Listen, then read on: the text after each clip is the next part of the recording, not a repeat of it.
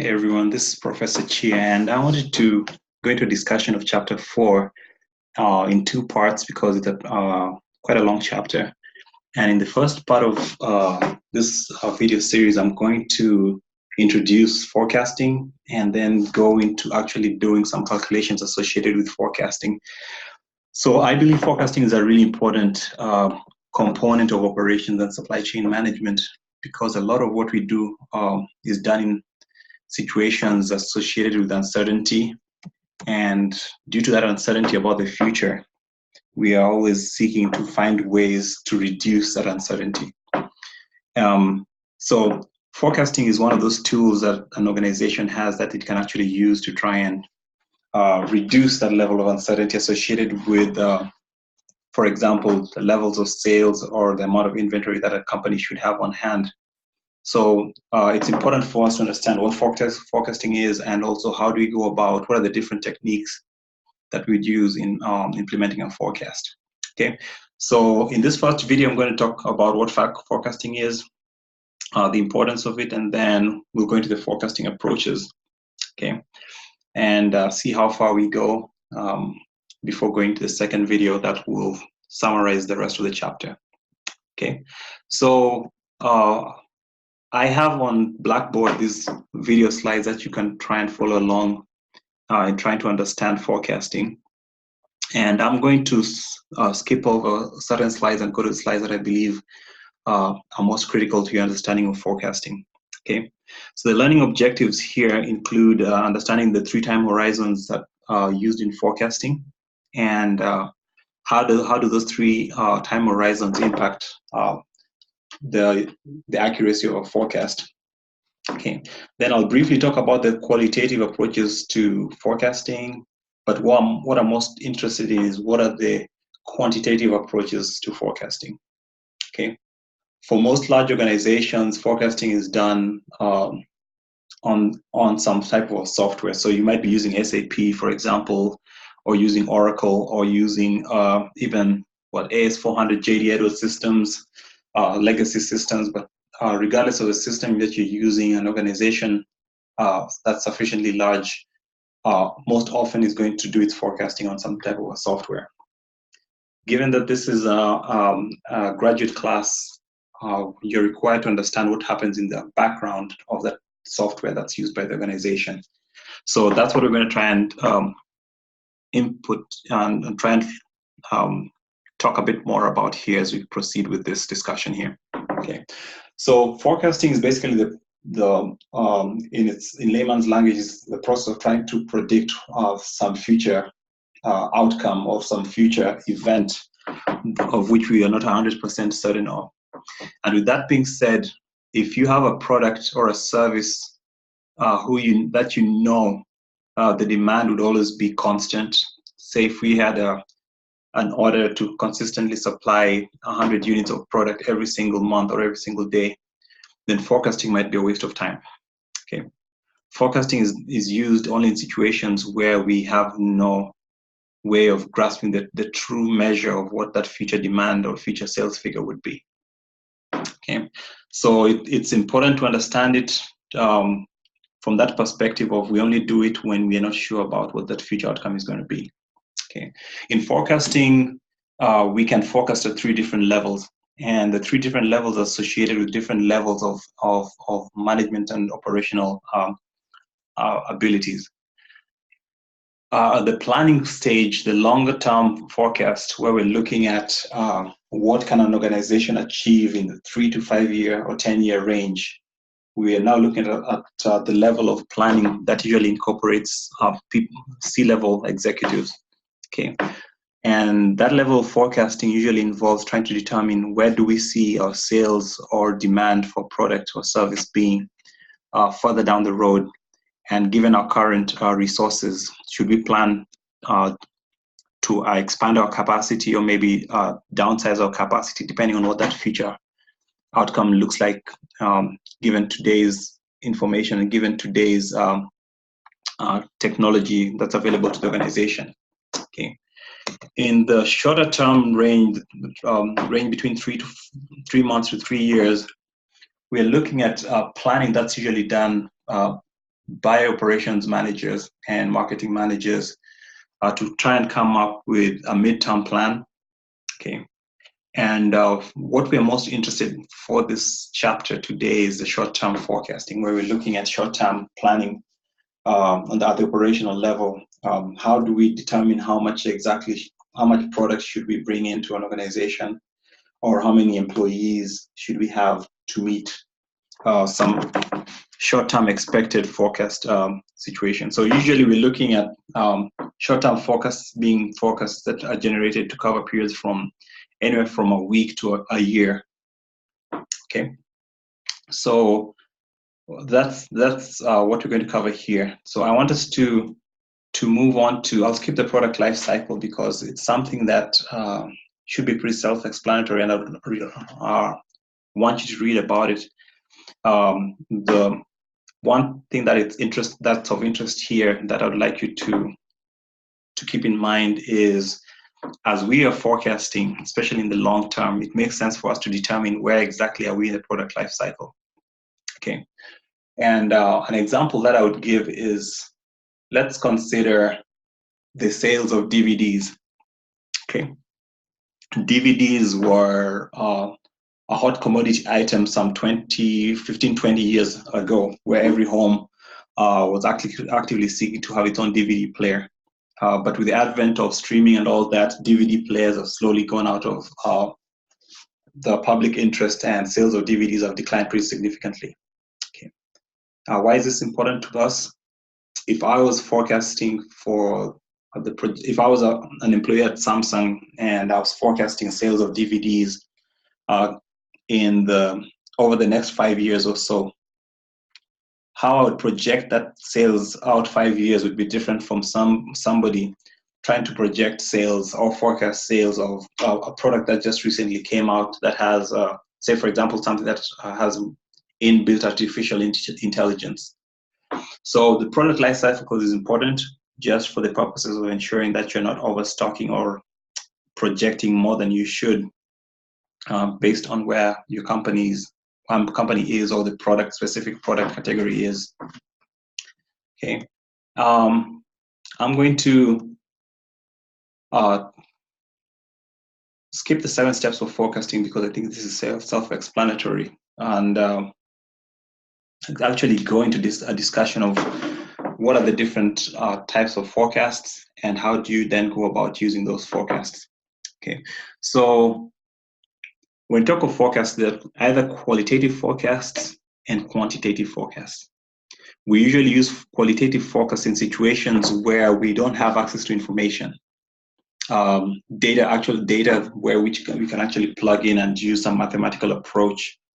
And in those instances, we usually use a subjective approach based on on the forecaster's experience within that industry, within that specific company, and with an understanding of some general understanding of what the marketplace would be for whatever product that we are trying to forecast for.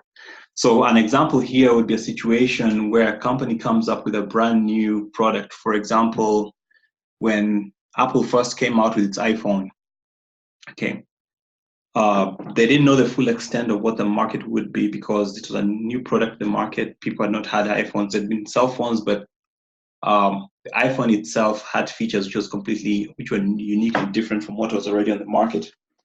So with that in mind, when they were doing forecasting, chances are that they had to use some combination of a qualitative approach based on managerial experiences as well as experience with other products that the company would have been selling. Okay, so qualitative methods exist. They're often not the most accurate, but they give you a starting point in situations where you don't have that data.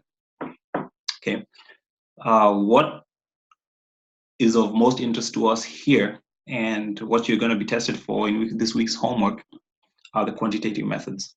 Okay, how do you use data on historical data to project some future forecast for the company's demand or sales?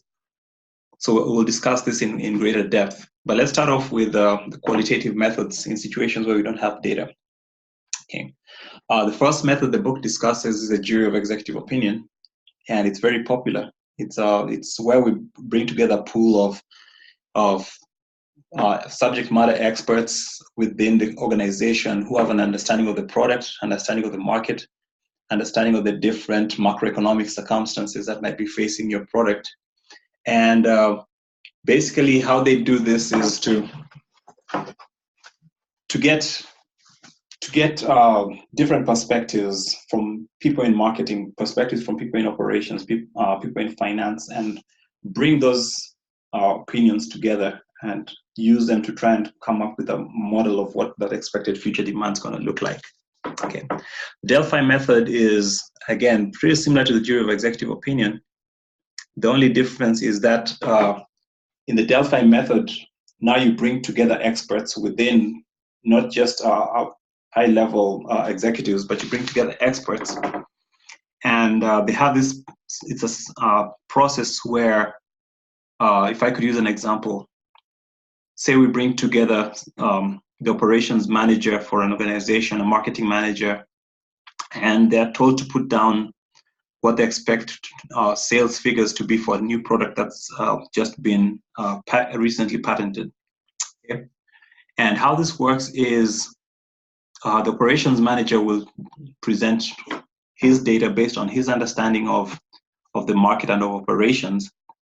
And the other experts on the panel will question his logic, his reasoning, and they'll go around. It's almost like a roundtable discussion where they discuss the different experts' projections and try and use that extra information to update the understanding of what the forecast should be.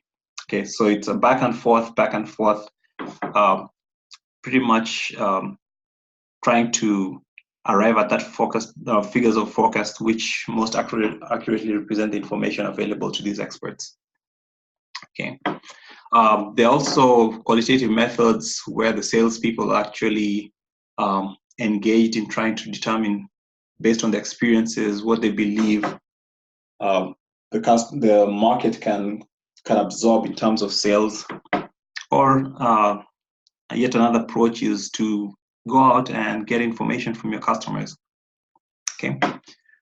So those are the most commonly used qualitative methods that we have available to organizations in situations where we don't have historical data to work with. As I said, what I'm more interested in is what about those quantitative methods? So let's go ahead and discuss those qualitative methods. And rather than talking, I want to engage you in actually doing some of these calculations pretty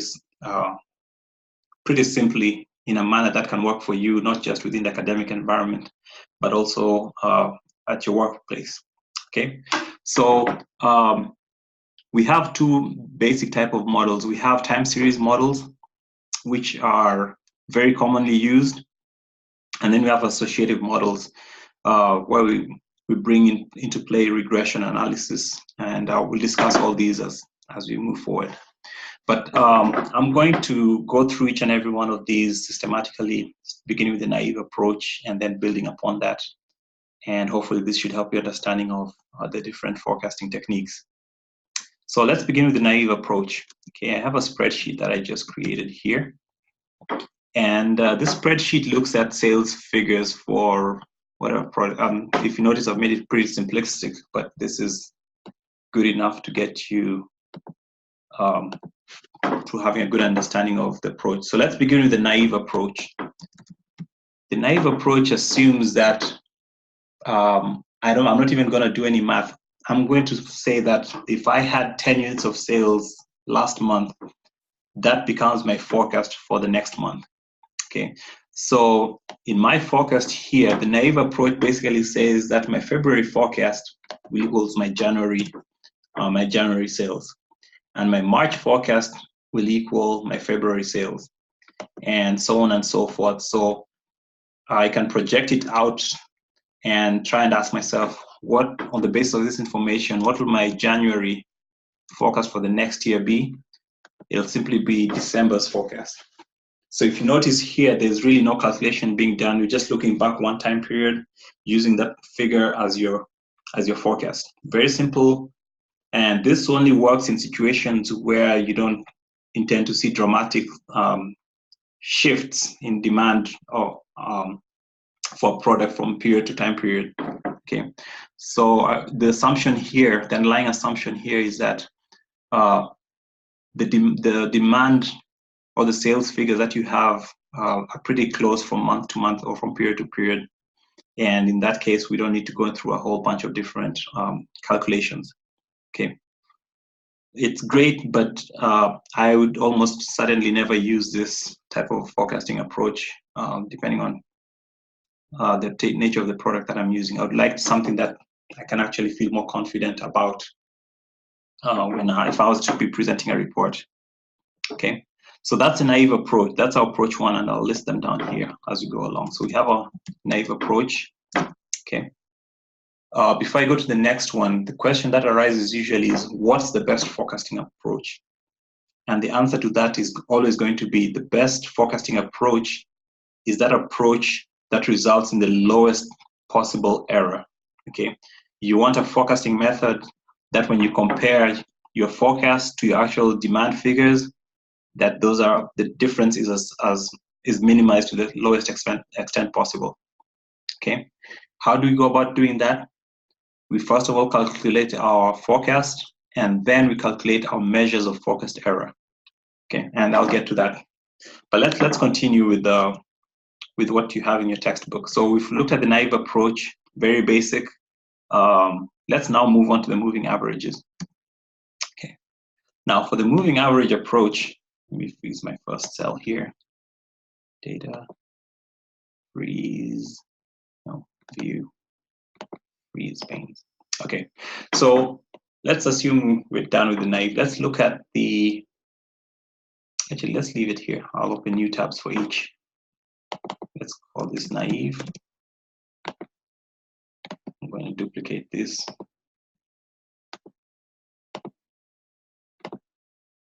And I'm going to call this 2-period moving average. Okay.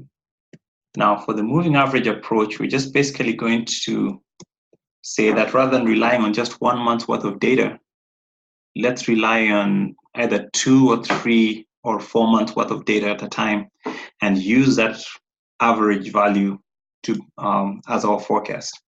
Okay. And how we do that in Excel is to simply get the average of the previous 2 months sales figure or demand figures. So in that case here, I would get an equal average. So for March, for a 2-period moving average, I take the last 2 periods, and my forecast becomes that average figure. And I can drop that down all the way as far as I want. Okay. But basically all I did is that if I click on any of this cell, my average, I'm always looking back 2 time periods to get the forecast for the next time period. Okay. And you could use a 2-period moving average. You could use a 3 or 4-period moving average. The thing to note here is when you're running this, there should be no forecast until after the first 2 periods, okay? Because you don't have enough information in periods 1 and 2 to have a forecast. So this would remain blank, and we start having a forecast in period 3, okay? In the next tab here, I'm going to just run a 4-period moving average. And delete all this. So for the 4-period moving average, I'm going to look back 4 time periods, 1, 2, 3, 4, and have my forecast. The first forecast that I would have would be in May. Okay. So here we would look at, again, just using a simple average.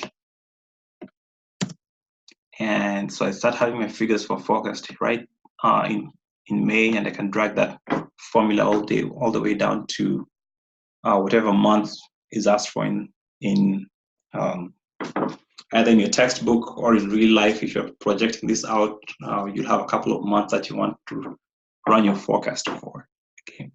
So notice here I don't have a forecast in the first 4 months because I'm using a 4-month period moving average. I start after the first 4 months. The next approach that we have is the exponential smoothing approach. Okay, so let me again copy these. Copy.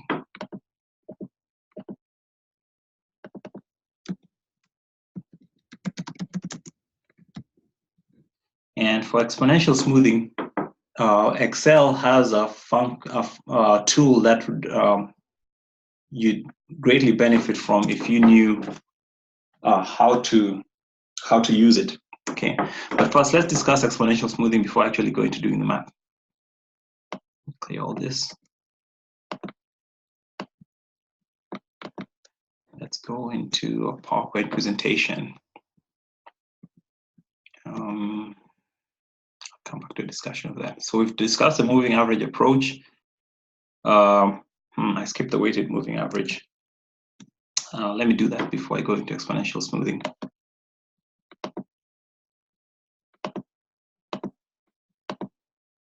So let's do the weighted moving average.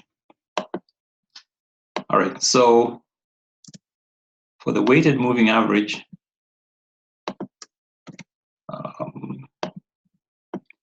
we have a basic assumption for the weighted moving average, and the typical assumption here is that not all months are equal.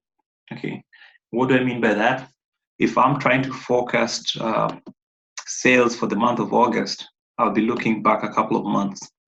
But chances are that given that July is closer to August than May, I should give more weight to the actual sales figure for July than I do for May or April.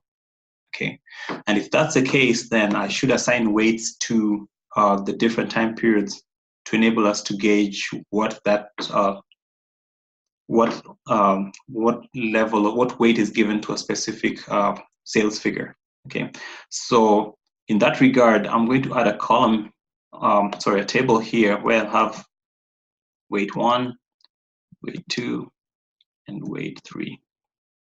Okay, and I'm going to assume that, actually, let me do it this way. Let's go to weight 3 months prior, 2 months prior, and 1 month prior. And let's, the thing to remember here is that your weights have to add up to 1. So if I want to give the most weight to time the period right before the current time period, I'll give it a slightly higher weight than the rest of the time period. So I might have a weight of say 0.5 and a weight of 0.3 for the 2 months prior, and a weight of 0.2 for 3 months prior. Okay, so again, I would need to have at least 3 months worth of data to be able to run this, so I don't expect to have any information here. And I'll start doing my math here. Okay, in Excel, I'll basically be multiplying our historical sales information by its corresponding weight.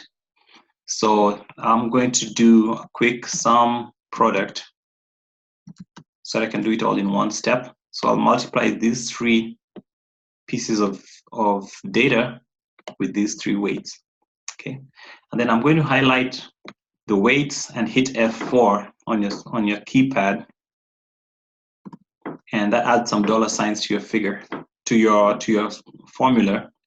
And the reason for that is when I want to drag that formula down, I want to be able to always reference the weights table.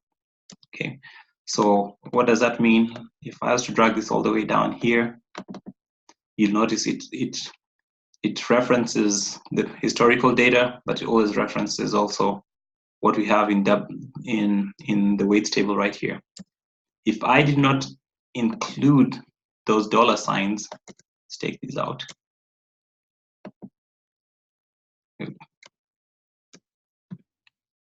Take this out. And I decided to just drag my formula down. This would not be accurate because this is what it's going to look like. Okay, it'll drag both the column C data down, but it'll also drag your weights into part of the spreadsheet that has no information. Okay, so that's why we always have to make sure that we hold this constant such that your formula always references your weights. Okay, So I'm going to highlight that again and hit F4. And now I can drag my formula down and be sure that I have the correct references. Okay, so that's your weighted moving average. Okay, and I'm just going to quickly try and compare the forecast for July with the weighted moving average. We have a figure of 20. And here we have 17.75 versus 21. Okay. Thing to note is that up to this point, we don't know which approach is the best, and you can never know which one is best unless you run your measures of forecast error. Okay, so this is just taking us through how do we go about calculating our forecast. Okay, so that's your weighted moving average. Let's move on to the exponential smoothing approach. I love exponential smoothing approach for the simple fact that I only need one piece of data for the forecast data to be able to calculate a forecast. Okay, unlike the other approaches where you need multiple pieces of information, the exponential smoothing approach requires very little information for you to be able to calculate a forecast. Okay, so let's go let's go and discuss some aspects of exponential smoothing that are of interest. For you to run an exponential smoothing, you need to calculate something called a smoothing constant. Okay, and the smoothing constant, which is labeled alpha, basically asks you whether you want to rely more on your previous month's forecast or previous month's actual sales figure. Okay, because sometimes your forecast for the previous month might actually have more weight in terms of what's going to happen in the current time period than the actual previous month's actual demand information. Okay, and we have this range of data from 0 to 1, where if you have a figure closer to 0, it's interpreted differently for if you have an alpha smoothing constant closer to 1. Okay, let me give you an example. Yes, so in your textbook, you're going to have this. You're going to have an alpha of 0.1 versus an alpha of 0.5. Okay, so those are your two smoothing constants. And the question that usually arises is, which of these should I use? Should I use a bigger alpha or a lesser alpha? Okay, now let's look at the weights that, if we have alpha, what does it do to weights in previous time periods? Excuse me. Okay, when you have a weight, an alpha equals to 0.1, okay, it gives more weight to more historical information. Okay, so it gives more weight to your actual sales data, and the bigger your alpha is, you end up tending to give more weight to your forecast. That's just one way of thinking about it. In Excel, I would go ahead and do it one of two ways. Let's get rid of this. One way would be to have, actually, let me not complicate your lives. Let's do it the business way. Let's use Excel to help us calculate an alpha. So let's assume we have alpha equals 0.2. Okay. Now, alpha is always subjective. The forecaster who's doing the forecast sets the alpha. Okay. Depending on the knowledge of historical information.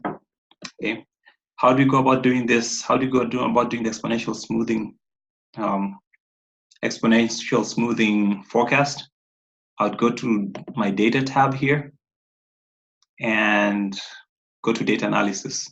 Now, if you don't have data analysis here, it means that you've not yet added it to Excel. So you'd have to scroll down to options. Let me go back and do that one more time. I think I went a bit too fast. So if you go down to File and scroll down, look for your options and look for add-ins, you should have something called the Analysis Tool Pack. Okay, click on that and click on Go. Do not click OK. click on Analysis Toolpack, click on Go. That's going to add your Analysis Toolpack, and it's going to add the Data Analysis thing tab to your Data tab. Okay. So I'll click on the Data Analysis tab right here and look for exponential smoothing. And I'm going to have to input my input range. The input range here is going to be the information you have, actual historical sales data or demand data that you have. So I'm going to highlight all this. And because I want it to give me a value for January of the next year, I'm going to highlight that extra one space. Your damping factor here, now this is something that you have to remember. Your damping factor is not actually your alpha, it's your one, it's 1 minus alpha. So in this case, you have an alpha of 0.2. If you look at what I put here, do a bit of a drawing here. So I'd put an alpha of 0.2. My damping factor will be 1 minus 0.2. Okay, so let's go ahead and do that. So I put my damping factor here of 0.8. Okay, your output range is where you want your Excel sheets to plug in your forecast. Okay, so my output range is going to be this right here. Okay, and then I'll click OK. And I have my forecast right here. Excuse me. So this is how you'd go about doing exponential smoothing in Excel. Okay, it should be pretty straightforward once you understand how to go about using your data analysis tool. Okay, you notice again there's no forecast in the first time period because that's our starting point. You're not going to have a forecast there. You'll always have a forecast in the next time period. Okay, if I was to change this figure of alpha from 0.2 to 0.1 or to 0.9, our forecasts here would change depending on what we change our alpha to. The other thing to note too is that if you have an alpha of say 1, let's try that. Let's say at alpha equals to 1. Let's go back into data analysis, exponential smoothing. And that means that I'm going to change my damping factor to 1 minus 1, which is 0. And let's see what it gives us. Yeah, so it must be a positive number, so I have to make it, I was hoping that it would enable me. You can actually calculate this by hand if you use the formula, but let's make it equal to 0.1.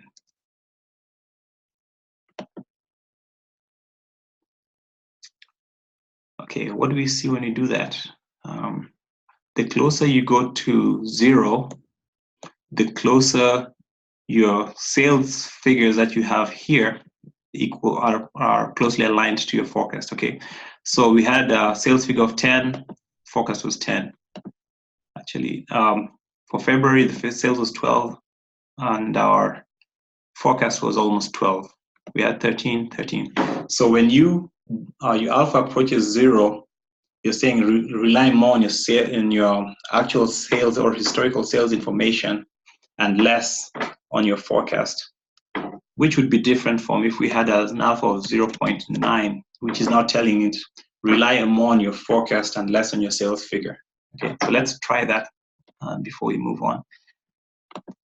So instead of having a damping factor of 0.2, let's have a damping factor of 0.9.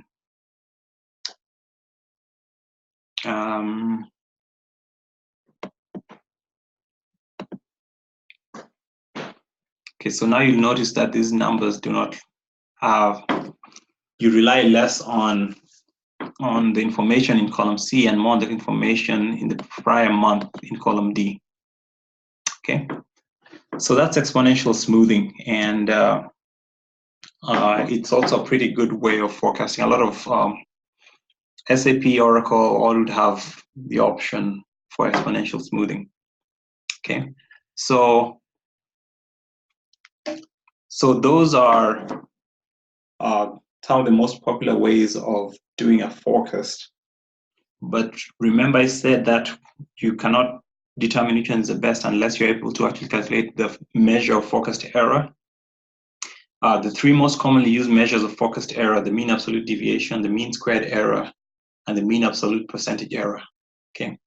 So for each of the methods that you use, you want to try and calculate what's the MAD, what's the MSE, what's the MAPE, and that approach that results in the lowest figures for these three becomes the approach that your organization should use. Okay, so let's go ahead and calculate this before I go into calculating other approaches to forecasting. Let's start with the naive forecast again. Okay, to be able to calculate your MAD, your MSE, and all that, the first step you need to know is what's your error. Okay, and the error here is basically the difference between your sales and your forecast. Okay, so my error here would be this figure here minus that. Okay, notice here that I do not calculate anything here because there's no information available for forecast in the first time period. Leave that blank.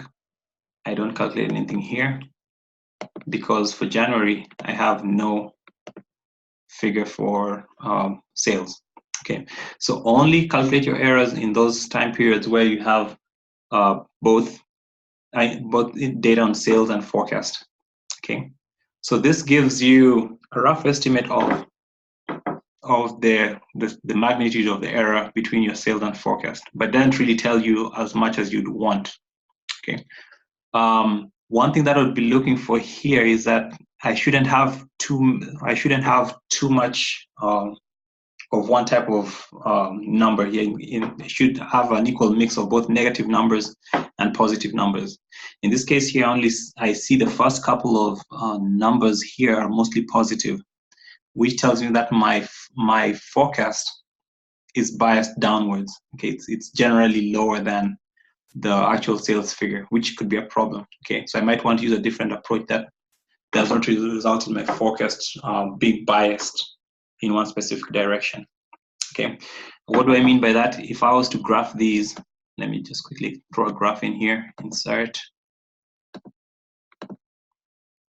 You notice here that my figure of forecast is what I have here in orange is generally below the actual levels of sales in the first 8 or so months or 8 or so time periods, and that's a problem. Okay, your forecast should not consistently be below or above your actual figures of demand. So that tells me that we need to do something to rectify our forecast. Okay, but let's leave that for now. We're still trying to figure out our calculation of MAD, MAPE, and MSE. So now we have our figure for error. Next thing that I would be interested in is our absolute error.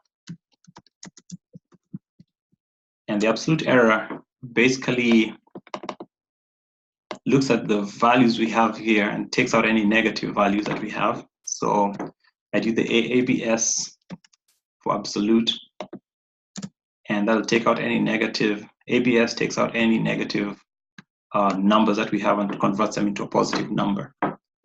Okay, so we very simple step, but this enables us to calculate the mean absolute deviation. Okay, now when you're looking at that word, let me separate them here. Mean absolute deviation. Take those three words, each and every one of those words has a meaning, because if you can conceptualize each of those three words, then you'll be able to solve it even without knowing what the formula is. Okay, so the word mean usually means your average. Okay, so and the second word means the absolute, meaning we're going to take the absolute values of the errors. So we're going to take the means of the absolute deviations from your actual sales information, and that's your calculation of MAD. So we've already gotten the absolute deviations here. Now we calculate what's the mean, which is the average. Come on. when you can't spell. So I'm going to take the average of these figures here, and it gives me a number. Okay, and this number here becomes my mean absolute deviation, my MAD. Okay, why is this number important? Because this tells me on average how large or how far off our forecast is from the actual figure of sales. Okay, so it tells me, if I was to interpret it in layman's terms, is that on average we're usually off by around 3 units. Okay, so that is something that if instead I had a situation where my forecast was exactly equal to sales, let's see how that would end.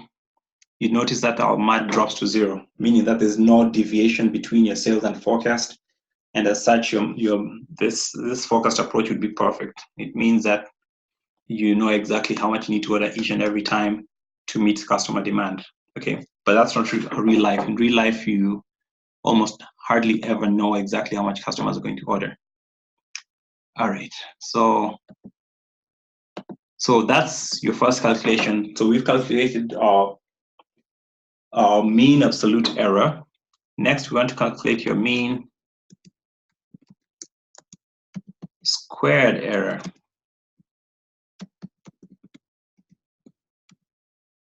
Okay, how do we go about doing that? Let me make this our squared error column. Squared.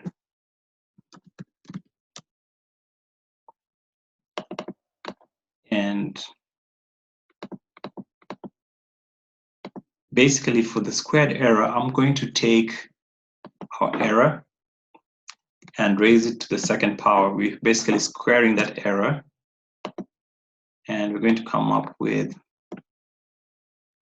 all the values that we have in column F squared. Okay.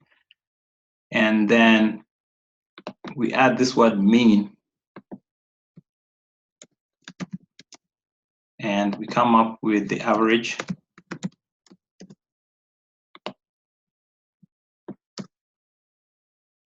or squared errors. Okay. And that's yet another measure of forecast error that we can use. Now, the MSE, I usually prefer almost, it's most advisable to look at your MAD, but MSE is really important, especially in situations where your figure of MAD might not fully capture differences between 2 or 3 different types of forecasting approaches. The mean square error explodes that absolute error and makes it stick out such that if you had 3 different numbers to compare, you'll automatically determine which one has the smallest MSE. Okay. Now, the last forecasting approach that we had was the mean absolute percentage error. Have your mean absolute percentage error. Okay. So I'm going to put here percentage error. And how do you go about calculating this? Here I would look at the absolute error, because say we're looking for the mean of the absolute percentage errors. Okay.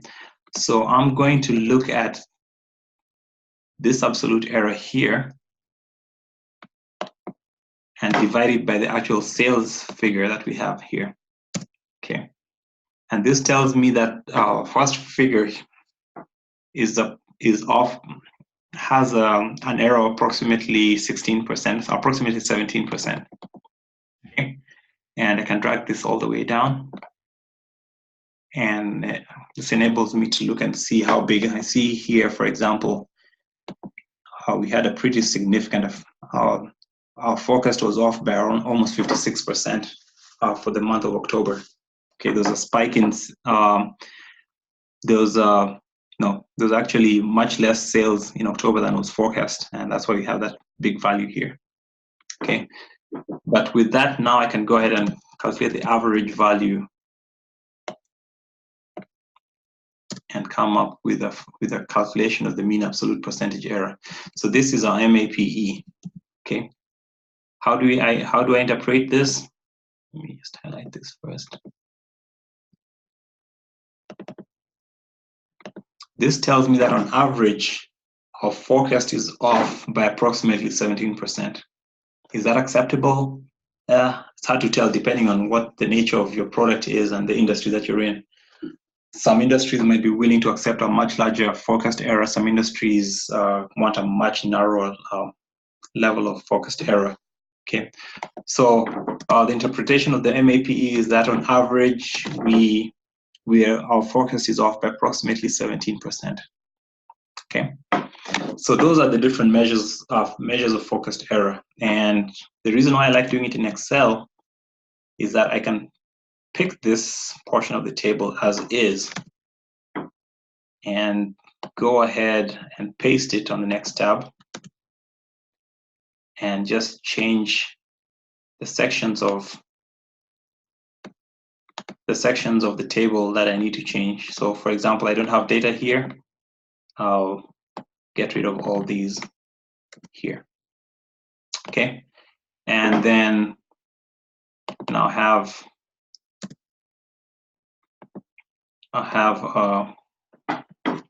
have Excel calculate for me my MAD, my MSE, and so on and so forth.